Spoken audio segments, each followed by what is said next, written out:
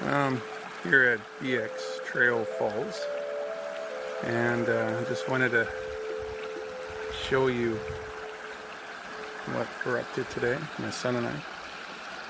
We got nothing to do today, so we thought we'd come down here and just enjoy ourselves.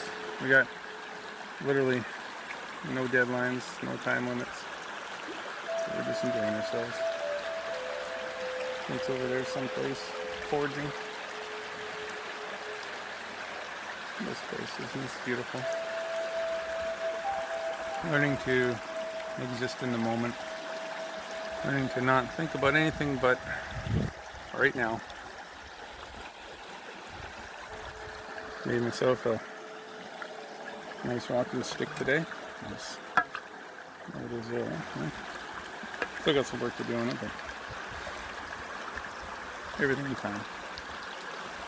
I thought you guys liked to watch, and maybe this will make you feel a little bit better watching this as well.